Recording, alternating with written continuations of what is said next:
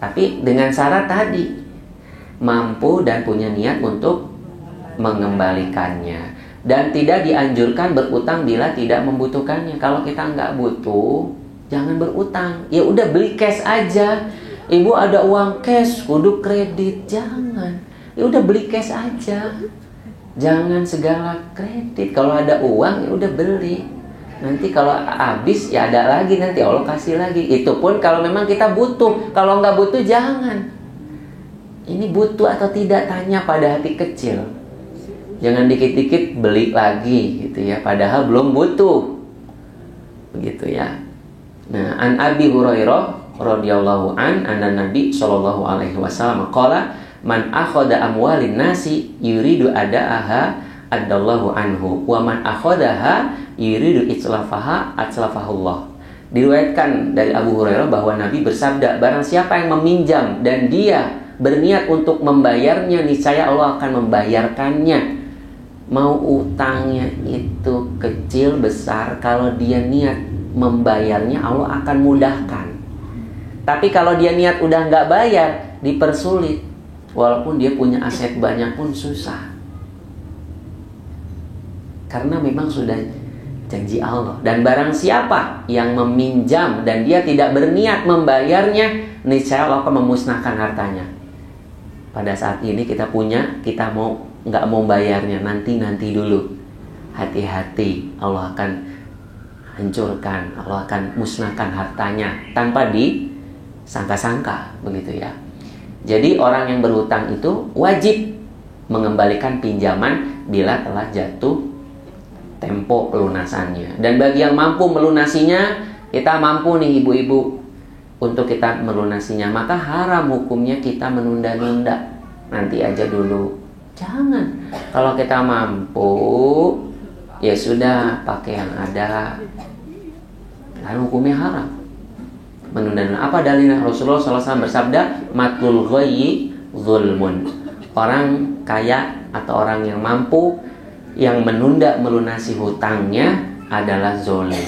Artinya zolim itu apa itu? Bayangkan, berarti dia setiap hari ketika dia tidak bayar itu, berarti dia zolim itu posisinya. Karena uang orang lain dipakai olehnya dan orang lain tidak mengkonsumsinya. Dan dia zolim kan?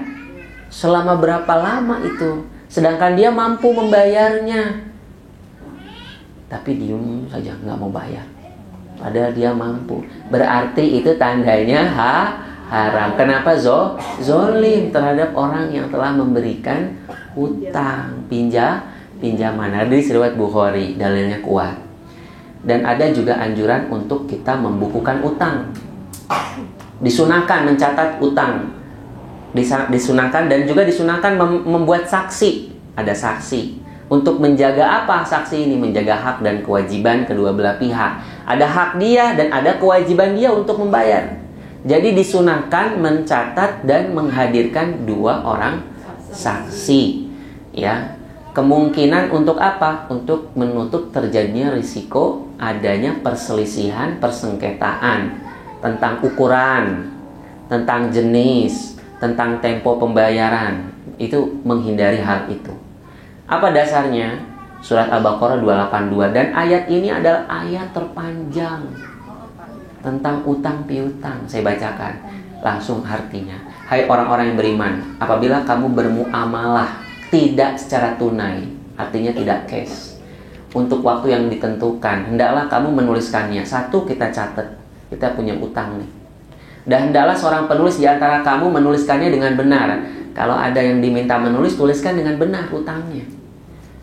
Ya, dan janganlah penulis enggan menuliskannya. Terus ada seorang penulis diminta menulis, enggak saya. Jangan. Harus dia juga mau menuliskannya. Gitu ya. Dengan benar. Dan janganlah penulis enggan menuliskannya sebagaimana Allah mengajarkannya. Maka hendaklah ia menulis. Ketika diminta menulis berapa utangnya, tulis. Dia harus mau menuliskannya. Dan hendaklah orang yang berhutang itu mengimlakannya. Diimlakan, didikte apa yang akan ditulis itu. Dan hendaklah ia bertakwa kepada Allah Tuhannya. Dan janganlah ia mengurangi sedikit pun daripada hutangnya. Ya, jika yang berhutang itu orang yang lemah akalnya atau lemah keadaannya atau dia sendiri tidak mampu mengimlakannya, mendiktekannya, maka hendaklah walinya yang mengimlakan. Walinya siapa di situ? Kalau dia lemah orangnya, dia yang mendiktekannya dengan jujur, tidak ditambah. Dan persaksikanlah dengan 2 orang saksi dari orang laki-laki di antara kamu. Jadi saksinya laki-laki dulu, kalau nggak ada baru perempuan. Nah, ini perintah, dan setiap perintah itu wajib. Tapi ada dalil yang menegaskan bahwa anjuran mengimlakan, mendatangkan saksi, menulis itu wajibnya tidak ditekankan. Dengan dalil dari hadis Nabi dan praktek yang terjadi dari masa ke masa. Bahkan ibu-ibu ketika ada utang piutang kadang-kadang nggak ditulis kan? Iya, begitu. Tapi untuk menghindari sengketa ditulis. Tapi kewajiban ini bukan kewajiban mutlak. Ya, untuk menghindari sengketa, untuk menghindari perselisihan, maka dianjurkan. Jadi kewajiban ini itu untuk al-irsyad, untuk memberikan arahan, memberikan petunjuk, lebih tepatnya seperti itu. Bukan kewajiban yang dibawa, perintah ini dibawa kepada hal yang ketika kita tidak lakukan dengan mendatangkan saksi, tidak menulis, kita dosa. Enggak. Ini untuk memberikan petunjuk saja, memberikan arahan terkait utang piutang, gitu. Dan objek utang ini, objek pinjaman ini, segala sesuatu yang diperjualbelikan. Jadi jaza bai'u jaza qardu'u, yang dibolehkan untuk dijual belikan boleh dipinjam. Ya, yang diboleh jual belikan berarti boleh dipinjemin. Jadi dijadikan objeknya misalnya uang buat alat transaksi boleh berarti boleh kita minjem uang.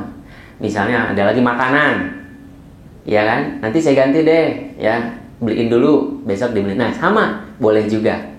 Yang boleh jual beli berarti boleh dipinjam. Mobil juga sama, boleh jual beli mobil berarti boleh pinjam meminjam mobil dan lain-lain. Ini mencakup yang pertama ada misliyat. Misliyat itu harta yang satuannya tidak berbeda dengan lainnya dari sisi nilai. Seperti misalnya uang, ini kan nggak beda, sama, ya. Kemudian kurma, gandum, besi, ini ada takarannya, ada ukurannya, misliyat namanya. Ini objek pertama dalam bentuk misliyat. Boleh kita pinjam, boleh.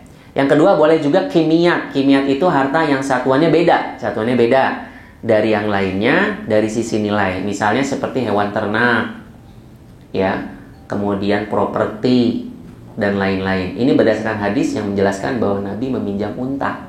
Jadi boleh juga kita meminjam kendaraan, gitu ya. Manafi, jasa juga boleh. Seperti menempati sebuah rumah. Menurut Ibnu Taimiyah boleh meminjam jasa, membantu teman panen.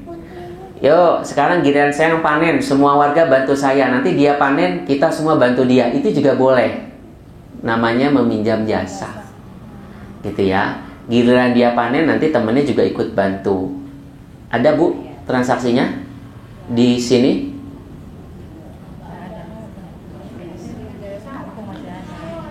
Ya, meminjam rumah tadi, dia menempati, nanti dia juga menempati tempatnya.